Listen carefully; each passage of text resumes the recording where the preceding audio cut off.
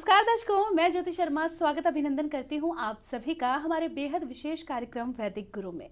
हमारे आज के इस कार्यक्रम में हम आपको बताएंगे कि ज्योतिष के माध्यम से हम कैसे अपने भाग्य को बदल सकते हैं, और इस बारे में तमाम जानकारी के लिए इस वक्त हमारे साथ स्टूडियो में मौजूद हैं एस्ट्रोलॉजर मनीष जी। चलिए सबसे पहले मिलकर मनीष जी का स्वागत करते हैं। मनीष जी, बहुत स्वागत करूंगी कार्यक्रम में आपका। धन्यवाद।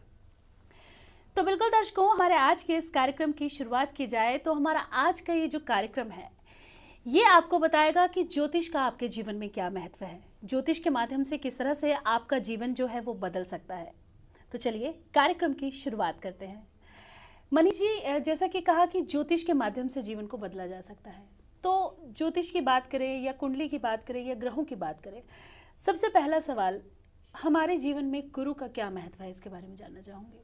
बिल्कुल ज्योति जी, गुरु का महत्व समझाने के लिए शायद सारे शब्द कम पड़ जाएंगे, पूरी कायनात कम पड़ जाएगी और समय भी कम पड़ जाएगा। तो मैं जितना शॉर्ट हो सकता है उतना कम शब्दों में बयां करने की कोशिश करूंगा इन चीज़ों को। गुरु यानी कि हमारे गुरु पिता सबसे पहले शिव, और शिव का लिए हम जितना भी कहें उतना कम है। गुरु के बिना दिशा नहीं है, गुरु के बिना गति नहीं है, और गुरु के बिना ज्ञान भी नहीं है। गुरु से ही हमें अगर हम देखें तो जो ऑक्सीजन है वो भी गुरु ग्रह ही रिप्रेजेंट करता है पूरी की पूरी प्लैनेट में। और इसके बाद अगर हमारे पास, अगर हम जीवन में पैदा होते हैं, जीवन में आगे बढ़ते हैं, जीवन में कुछ भी काम करने के लिए हमें ज्ञान की ज़रूरत होती है, ज्ञान की आवश्यकता होती है, और उस ज्ञान को भी हम गुरु से ही प्राप्त करते हैं। आपका ज्ञान आपको जीवन के अंदर आगे लेके जाता है, जीवन के अंदर पहचान बनाता है, और उसी पहचान से आप जाने जाते हैं। ये सब गुरु का महत्व ही है। आज मैं यहाँ बैठा हूँ आप लोगों के सामने, आप लोग मेरे से इन सब चीज़ों के बारे में पूछ रहे हैं, ये भी मैं अपने गुरु की वजह से ही कर पा रहा हूँ, उनके दिए हुए ज्ञान की वजह से ही कर पा रहा हूँ जी। तो मनीष जी, आगे अगर बात की जाए, आज की जनरेशन की अगर बात करूँ तो कहीं ना कहीं उन्हें कुंडली पर, ग्रहों पर या ज्योतिष पर बिलीव नहीं है। उनका कहना है कि जो हम कर्म करेंगे हमें उसका फल मिल ही जाएगा, वो इन चीज़ों पर बिलीव नहीं करते। लेकिन अगर हम बात करें ज्योतिष की, जब भी किसी का विवाह होता है तो बोलते हैं कुंडली मिलान करें। संतान होती है तो बोला जाता है कि शुभ मुहूर्त में जो है उसकी पूजा अर्चना करनी चाहिए, या फिर हमें गृह प्रवेश करना है या कोई भी कार्य करना है, ज्योतिष का हमारे जीवन में बेहद विशेष महत्व है। तो मैं ये जानना चाहूँगी कि ज्योतिष की परिभाषा को हम कैसे समझें, किस तरह से हमारे लिए ज़रूरी है, इसके बारे में जानना चाहूँगी। ज्योतिष क्यों ज़रूरी है, इसके लिए सबसे पहले हमें ये समझना पड़ेगा कि जब तक इंसान का समय सही चल रहा होता है तो उसे लगता है कि कुछ ये ज्योतिष कुछ नहीं है, ग्रह कुछ नहीं है, नक्षत्र कुछ नहीं है। लेकिन जैसे ही हमारे सामने मुश्किल समय आके खड़ा हो जाता है और तब हमें एक अच्छे ज्योतिषी की ज़रूरत पड़ती है, तो वो समय हमें उस चीज़ की इम्पॉर्टेंस बताता है, उसका महत्व बताता है कि क्यों एक ज्योतिषी ज़रूर चाहिए जीवन के अंदर। और मैं नहीं कहता कि हर इंसान इसमें विश्वास करे। पहले आपको जांच लेना चाहिए कि आप जिसके पास हो क्या वो सही ज्योतिषी है या नहीं है। क्योंकि अगर आपके साथ कोई समस्या है और एक ज्योतिषी उसका निवारण नहीं कर सकता है या नहीं बता पा रहा है, तो फिर इस चीज़ की किसी की ज़रूरत नहीं है। और इसलिए लोग विश्वास भी क्यों करें इन चीज़ों पर। विश्वास तभी होगा जब इनसे बदलाव आएगा, और बदलाव लाने के लिए हमारे पुरखों ने, हमारे पूर्वजों ने जो छोटी छोटी ज्योतिषी की चीज़ें हैं वो पहले से ही बताई हुई हैं। आज से कुछ समय पहले अगर हम देखें तो घरों के अंदर इतनी बड़ी बड़ी प्रॉब्लम्स नहीं हुआ करती थी जैसे आज के टाइम में होने लगी हैं। और हम अपना लाइफस्टाइल देखें तो वो भी काफ़ी बदल गया है। अगर हम थोड़ा पीछे जाके देखें तो पहले एक घर के अंदर जो रोटी बनती थी, खाना बनता था, तो सबसे पहले गाय की रोटी निकाली जाती थी और आखिरी रोटी कुत्ते के लिए निकाली जाती थी। तो यानी कि हम अपने घर के साथ साथ गायों का, जानवरों का भी ध्यान रखते थे। अब इसके पीछे भी एक ज्योतिष का कारण है। गाय शुक्र का कारण है, कुत्ता शनि और केतु का कारक है। गाय है आपकी फैमिली लाइफ, उससे वो बेटर होती है। शनि केतु ये आपका प्रोफेशन है, बिना प्रोफेशन के आप घर नहीं चला सकते। जब तक आप अपने ग्रहों को ठीक नहीं कर लेते तब तक चीज़ें ठीक नहीं चलेंगी। मेहनत तो हर कोई करता है, गधा भी मेहनत कर रहा है सुबह से लेकर शाम तक, लेकिन उसे गधा क्यों बोला जाता है, उस पर स्लैंग्स क्यों बनते हैं? उसके बारे में नेगेटिव क्यों बोला जाता है? क्योंकि वहाँ पर एक तो वही ज्ञान की कमी, उसे इतना ही पता है, उसकी जो मानसिक क्षमता है वो कम है। दूसरा, हमें अपने क्षमताओं को पहचानना पड़ेगा। फिर से वही बात आई, एक ज्योतिषी ही बता सकता है कि क्षमता क्या है, आपको किस तरफ जाना चाहिए, क्या काम करना चाहिए, क्या लाइफस्टाइल अपनाना चाहिए जिससे आप आगे बढ़ सकते हैं। और जो बेसिक से उपाय जो पहले हम किया करते थे, जो हमारे पूर्वजों ने हमें पहले से बता रखे हैं, हमें बस उन्हीं को दोबारा शुरुआत करनी चाहिए या रिपीट करना चाहिए। और धीरे धीरे, ऐसा नहीं है आज हम करेंगे कल हमें रिजल्ट मिल जाएगा, हमें उसके चेंजेस देखने को मिल जाएंगे, ऐसा नहीं होता। Over the period of time अगर हम उसे रेगुलर करते जाते हैं तो धीरे धीरे हमारे जीवन के अंदर समस्याएं कम होती चली जाती हैं।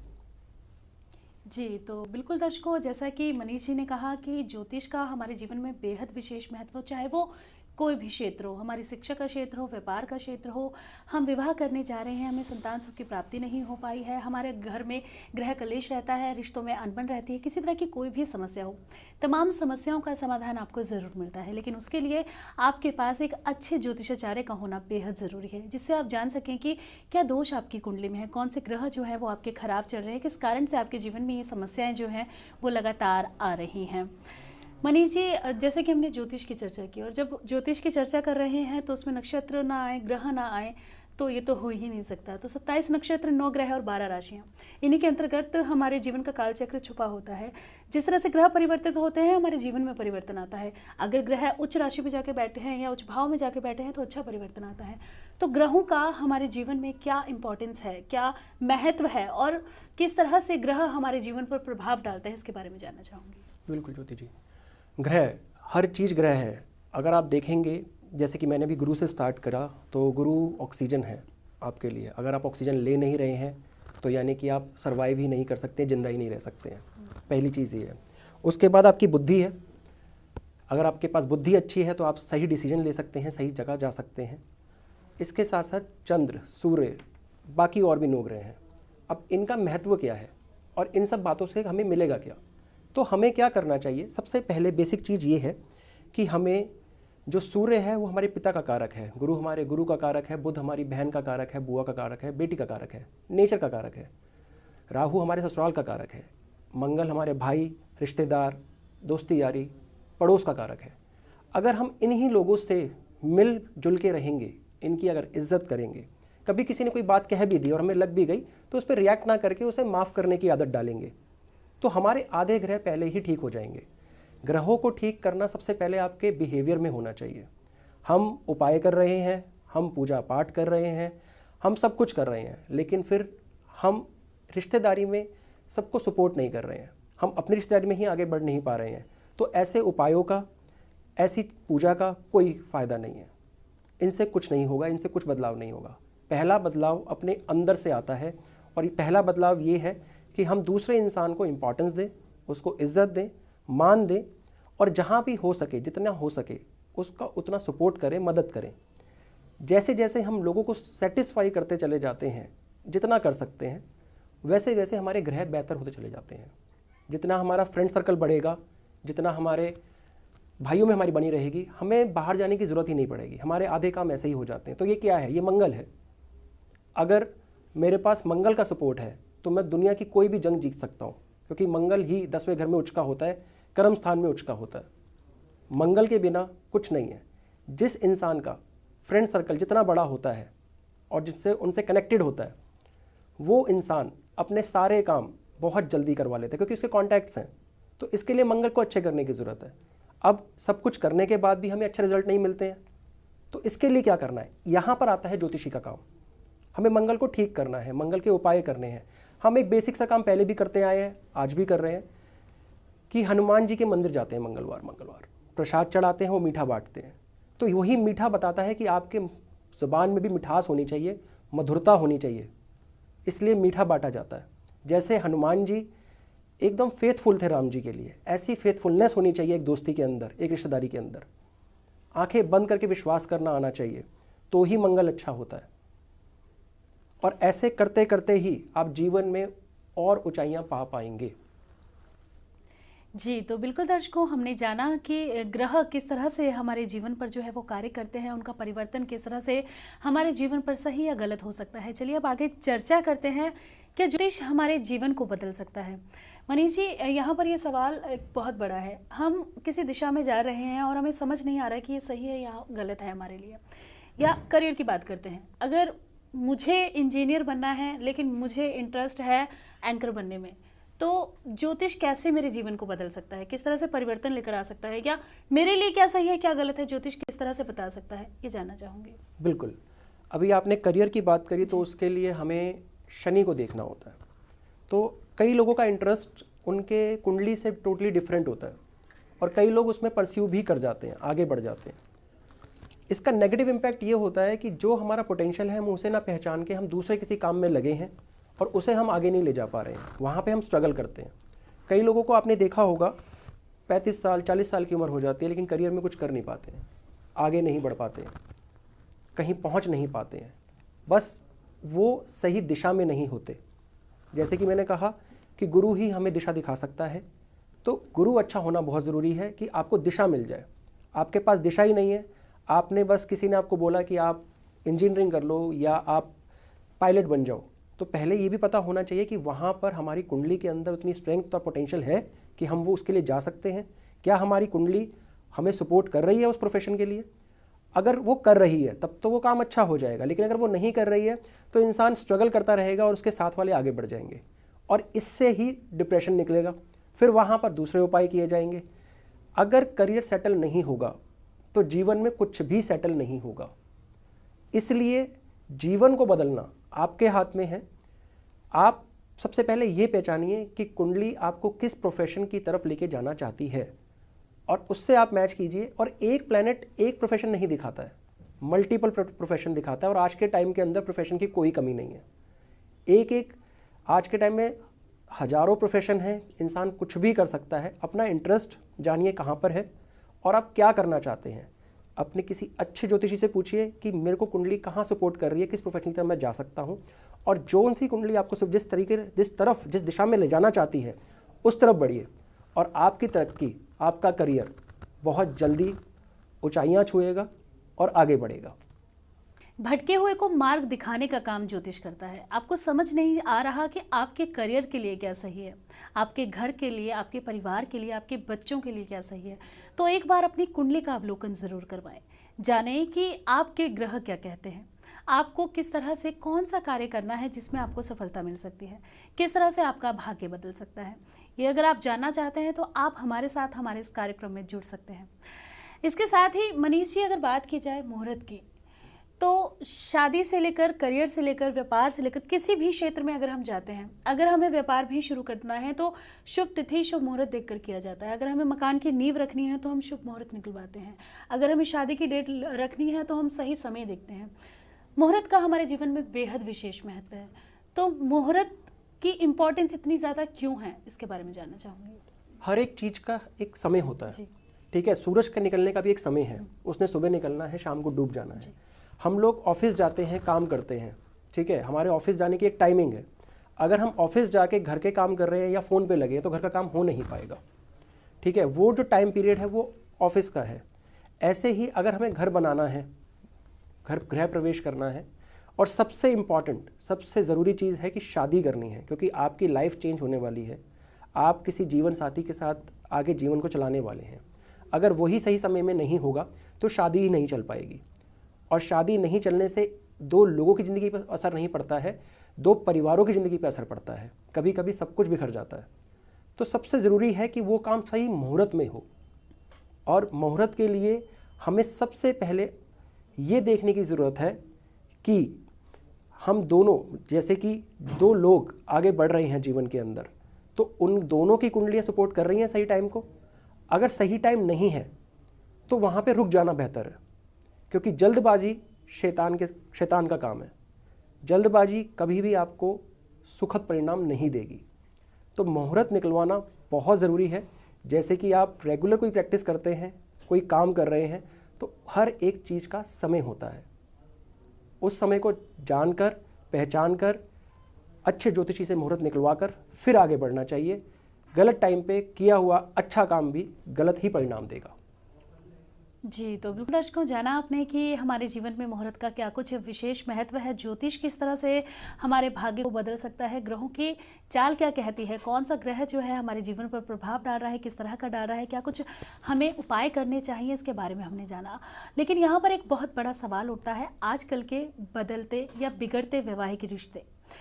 मनीष जी, अगर आज के समय की बात की जाए और पहले के समय की बात की जाए, अगर मैं अपने मदर के टाइम के समय की बात करूं, तो उस टाइम पर जो वैवाहिक रिश्ते होते थे, जो हमने अपनी मम्मी से सुना है, अपनी नानी से, अपनी दादी से सुना है, बहुत खूबसूरत होते थे। एक लड़की की शादी हुई है, वो घर गई है और उसके लिए वो घर ही जो है वो उसकी दुनिया हो जाता है, वो उस घर को छोड़ने के बारे में सोचती भी नहीं है। लेकिन आज के समय में एक छोटी सी बात होती है और लड़की डिवोर्स देने के लिए तैयार हो जाती है, या कोई भी परिस्थिति होती है, लड़का लड़की की आपस में नहीं बन पाती है। तो आज के समय पे ये जो वैवाहिक रिश्ते जो हैं, ये जो लगातार बिगड़ते जा रहे हैं, क्या कारण है, इसके बारे में जानना चाहूँगी। ये 21st सेंचुरी है, 21वीं सदी है और धीरे धीरे आप देख रहे हो राहु बढ़ रहा है। हर साल हमारे पास नोटिफिकेशन होती है कि पोल्यूशन बढ़ गया है, हमें ऑड इवन चलाना पड़ रहा है, कुछ चलाना पड़ रहा है। तो पोल्यूशन है क्या? ये राहु है। समय के साथ साथ बढ़ते हुए आगे राहु बढ़ रहा है और जैसे जैसे राहु बढ़ेगा वैसे वैसे रिश्तों में दूरियां आएंगी। रिश्तों को अच्छा रखने के लिए, जीवन को आगे बढ़ाने के लिए सबसे पहले आपका संयम का होना बहुत ज़रूरी है। अगर आप संयम नहीं है आपके अंदर तो आप जीवन में आगे नहीं बढ़ सकते। बहुत अच्छा सवाल किया आपने कि पहले के समय में और आज के समय में इतना फ़र्क क्यों आ रहा है। इतना फ़र्क इसलिए आ रहा है कि पहले लोगों में संयम हुआ करता था, पेशेंस हुआ करते थे। पहले पूरा समाज एक शादी करवाता था और कहीं पे भी प्रॉब्लम होती थी तो पूरा समाज लगता था, तो वहाँ पे रिश्ते टूटते नहीं थे या टूटने के बारे में कोई सोचता भी नहीं था।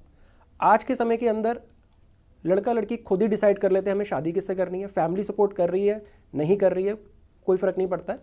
मैं ये भी नहीं कहता हूँ कि फैमिली का सपोर्ट या कंसेंट ज़रूरी है, लेकिन जब ये होता है तो रिश्ता टूटने के जो चांसेस हैं काफ़ी कम हो जाते हैं और वहाँ पे आप दूसरों की सुनते भी हैं। जब आप माँ बाप की इज़्ज़त कर रहे हैं, समाज की इज़्ज़त कर रहे हैं या आप सुन रहे हैं, बंधे हुए हैं, पेशेंस है आपके, तो आप समझेंगे। आज के टाइम में क्या हो रहा है, हमें ये बात लग गई, हम बुरा मान गए, हम आगे बढ़ गए, हमें रिश्ते में नहीं रहना, हम आगे चले जाएंगे। पहले के टाइम में इतनी बातें हो जाती थी लेकिन कोई भी गलत स्टेप नहीं लेता था। ये सिर्फ और सिर्फ गुरु खराब होने के लक्षण हैं, शुक्र खराब होने के लक्षण हैं। जैसे जैसे गुरु खराब होता जाएगा, पेशेंस खत्म होता जाएगा, संयम खत्म होता जाएगा और हम सारे रिश्ते खराब करते चले जाएंगे अपनी ज़िद के अंदर। पहले के टाइम के अंदर हम देखते थे कि घर अलग होता था, वॉशरूम हम घर से हट के बनाते थे। आज के टाइम के अंदर घर के अंदर वॉशरूम आ गए और अब तो अटैच बाथरूम आ गए। तो ये बाथरूम जो है वो राहु कनेक्ट करता है और जो आपका बेडरूम है वो शुक्र है। जब भी शुक्र राहु का संबंध होगा, पति पत्नी के अंदर वैचारिक मतभेद आना आम बात है और कभी कभी वैचारिक मतभेद बढ़ते बढ़ते इतने बढ़ जाते हैं कि वो एक दूसरे की शक्ल नहीं देखना पसंद करते। तो ये क्या है, हमने अपने लाइफस्टाइल को चेंज किया, लाइफस्टाइल ने हमारी लाइफ चेंज कर दी। सिर्फ इतनी सी चीज़ें हैं कि शुक्र को अच्छा रखना, जैसे कि मैंने बताया कि गौ माता की सेवा करना, आप जितना कर सकते हो उतना कीजिए। ज़रूरी नहीं है कि आपने बढ़ चढ़ के करना है। जितना थोड़ा सा आप कर सकते हैं, रेगुलर करेंगे तो आपको रिजल्ट भी आपको लॉन्ग टर्म करने के बाद अच्छे रिजल्ट मिलने शुरू हो जाएंगे। बाकी जो वास्तु है उसके लिए आपको एक अच्छे वास्तुकार को कंसल्ट करके आपको ये देखना होगा कि हम अटैच बाथरूम रख तो रहे हैं लेकिन उसको कैसे रखना है, किस तरीके से रखना है कि वो हमारी मैरिटल लाइफ पे गलत असर ना दे। हम अपने माँ बाप के अगेंस्ट तो जा रहे हैं, तो क्या कल हम उस रिलेशनशिप को आगे बढ़ा पाएंगे उनकी सपोर्ट के बिना, जैसे कि पहले लोग बढ़ाया करते थे। तो अगर हमारे अंदर संयम आ जाए, हमारे माँ बाप का कंसेंट आ जाए, तो जीवन काफ़ी आसान हो जाएगा। और ज्योतिष का काम यही ही है कि हम कुंडलियाँ मिलवा रहे हैं, हम ग्रहण मिलवा रहे हैं, हम नक्षत्र मिला रहे हैं। इन सब का फ़ायदा क्या है? अगर हमारे घर वाले नहीं मान रहे हैं तो हम उनको हटा के आगे बढ़ रहे हैं, तो उससे आधे प्लेनेट तो वैसे ही ख़राब हो गए, आधे ग्रह तो वैसे ही ख़राब हो गए। अब हम कुंडली मिला के जब आगे बढ़ते हैं, घर वालों को आगे लेके चलते हैं, तो प्रॉब्लम तो तब भी आती है, परेशानियाँ तो तब भी आती है जीवन के अंदर, वो ख़त्म नहीं होंगी, परेशानियाँ रहेगी। जीवन का नाम ही परेशानी है। लेकिन इतने बड़े चेंजेस, इतने बड़े डिसीजन लेने की ज़रूरत नहीं पड़ेगी कि डिवोर्स हो जाए, तलाक हो जाए। अगर कुंडली ही बहुत ज़्यादा ख़राब है तो वहाँ पर कुछ बेसिक उपाय कर जैसे कि गौ दान कर उसकी सेवा कर अच्छे घर का वास्तु ठीक कर आप इन चीज़ों से बच सकते हैं। मनीष जी, आगे अगर बात की जाए तो हमारी कुंडली में 12 भाव होते हैं, तो अगर हम प्रत्येक भाव की बात करें तो क्या कहते हैं हमारी कुंडली के 12 भाव, इसके बारे में भी जानना चाहूँगी। बहुत अच्छा सवाल है।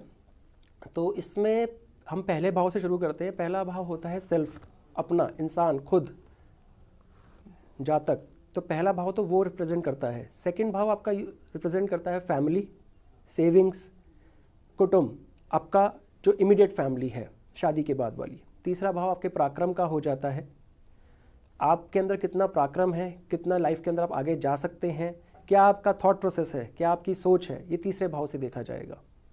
और तीसरा भाव ही बताता है कि इंसान के अंदर कितनी हिम्मत है अपने प्लान्स को एग्जीक्यूट करने की। अगर वहाँ पर कहते हैं कि नेगेटिव प्लैनेट बैठे, मेलेफिक प्लैनेट बैठे, तो वो ज़्यादा अच्छा हो जाता है, ऐसा इंसान हिम्मती होता है। लेकिन वहाँ सौम्य प्लैनेट बैठ जाए तो ऐसा इंसान आगे बढ़ने में वैसी हिम्मत नहीं रख पाता जैसे मेलेफिक प्लैनेट में कर पाता है। इसे उपचय भाव भी कहते हैं। चौथा भाव हमारी माता का हो जाता है, चंद्रमा का हो जाता है, प्रॉपर्टी का हो जाता है, वाहन का हो जाता है। यानी कि सारे सुख हमें चौथे भाव से मिलते हैं। अगर चौथा भाव किसी का पीड़ित है तो वो कुछ भी कर ले, पैसा कमा ले, कितना भी रईस हो जाए, कितना भी अमीर हो जाए, लेकिन अगर चौथा भाव पीड़ित है तो वो कमाए हुए पैसे का भी आनंद नहीं ले पाएगा। चंद्रमा अगर पीड़ित हो जाए तो उसका मन परेशान रहेगा, और अगर मन परेशान रहेगा तो वो जीवन को एंजॉय कैसे करेगा, सुख कैसे लेगा। जब तक चंद्रमा अच्छा नहीं होगा, मन शांत नहीं होगा, मन स्टेबल नहीं होगा, जीवन में इंसान सुख का अनुभव नहीं कर पाएगा, चाहे सुख कितने भी हों आसपास। पांचवा भाव सूर्य का, प्यार का, बच्चों का, हमारी आत्मा का। अगर पांचवा भाव अच्छा हो तो ऐसा इंसान दूसरों के लिए बहुत ज़्यादा फायदेमंद हो जाता है। वो दूसरों के भाव को समझता है, उनके इमोशंस को समझता है, और ऐसे लोग ही मैंने कहा जो रिलेशनशिप में जाते हैं जल्दी, क्योंकि आप रिलेशनशिप में जाने के लिए अपने से ज़्यादा दूसरे को समझना ज़रूरी है। और जब पांचवा घर अच्छा होता है तो ऐसे लोगों की लव मैरिज भी होती है, चलती भी है। लेकिन अगर ख़राब हो जाए तो कुछ टाइम पीरियड चलने के बाद, जब तक दशा अच्छी चल रही है तब अच्छा चलेगा, जैसी दशा खराब आएगी तो वो बिगड़ जाएगा। वो जांच का विषय है, वो कुंडली वैरी करता है। छठा घर फिर से बुध का आया, बिजनेस का आया, हमारे काम काज का आया, और पैसा कमाने की ताकत का आया। बीमारी का आया, रोग का आया, ऋण का आया, शत्रु का आया। तो हम यहाँ पर बहुत सारी चीज़ें देखते हैं कि अगर छठे घर के अंदर बुध बैठ जाए तो ऐसे इंसान को बैठ के काम करने चाहिए, दिमाग वाले काम करने चाहिए। जितना वो दिमाग से काम करता जाएगा जीवन में उतनी तरक्की पाता जाएगा। लेकिन यहाँ पर अगर दूसरे प्लैनेट आते हैं, जैसे मंगल आता है, सूर्य आता है, तो ऐसे इंसान को फिर बैठने की बजाय थोड़े ट्रैवल वाले काम ज़्यादा सूट करेंगे। इसके साथ साथ इस भाव से हम बीमारियां भी देखते हैं कि बीमारियां कैसी ऐसी आ रही हैं। ये भाव हमारी बीमारी भी दर्शाता है। जैसे जैसे हमारी उम्र बढ़ती है, हमारी इनकम तो बढ़ती है, वो भी छठा भाव दिखाता है, लेकिन बीमारियां भी कहीं ना कहीं इंसान को घेर लेती हैं। जैसे कि अगर छठा भाव खराब होता है केतु से तो हमें कमर से नीचे की दिक्कतें आनी शुरू हो जाती हैं। छठा भाव अगर अफेक्टेड हो जाए चंद्रमा से तो लड़कियों में उनकी जो मंथली पीरियड्स हैं उनकी प्रॉब्लम आनी शुरू हो जाती है। तो इसके उपाय भी बहुत बेसिक हैं, लेकिन कुंडली देख के बताए जा सकते हैं कि कैसे ठीक करा जा सकता है उसे। सातवें भाव पे चलते हैं। सातवां भाव हमारी पार्टनरशिप का है, हमारे रिलेशनशिप का है, शादी का है, और सातवें भाव को शुक्र दर्शाता है। शुक्र जिसका अच्छा होता है, सातवां भाव उसका उतना ही अच्छा होता चला जाता है। उस इंसान के अंदर डिप्लोमेसी अच्छी होती है, उस इंसान के अंदर एक वाकपटुता होती है कि किस काम को कैसे निकालना है, कैसे करना है, और तेज़ी रहती है। ऐसे इंसान लेज़ी नहीं रहते, आलसी नहीं होते। और सातवां भाव ही आपको अच्छे वैवाहिक जीवन का प्रॉमिस दे सकता है। आठवें भाव पे चलते हैं। आठवां भाव सडन चीज़ों का है, ऑकल्ट का है, ज्योतिष का है। यहाँ पर जो हमारी एक्सीडेंट्स हैं, जो सडन होने वाली चीज़ें हैं, नुकसान या फ़ायदा, वो हम आठवें भाव से देखते हैं। जिनके बार बार एक्सीडेंट हो रहे हैं, जिनको बार बार लॉटरीज लगती हैं, जो आजकल क्रिप्टो करेंसीज बहुत ज़्यादा कर रहे हैं, शेयर मार्केट के अंदर जिनको बहुत ज़्यादा फ़ायदा होता है, वो पाँचवा और आठवां घर बताता है। तो जिनका अच्छा है उनके लिए बहुत ज़्यादा अच्छा रहता है, कम मेहनत में ज़्यादा मिल जाता है।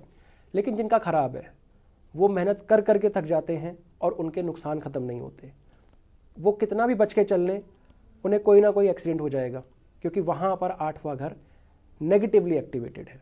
अगर पॉजिटिवली है तो उसके रिजल्ट पॉजिटिव आते हैं, नेगेटिव हो तो उसके रिजल्ट नेगेटिवली आएंगे। 9वां घर गुरु का घर, धर्म का घर, जिसका ये घर स्ट्रांग है, जिसका ये घर अच्छा है, उसको बिना कमाए ही बहुत कुछ मिल जाता है।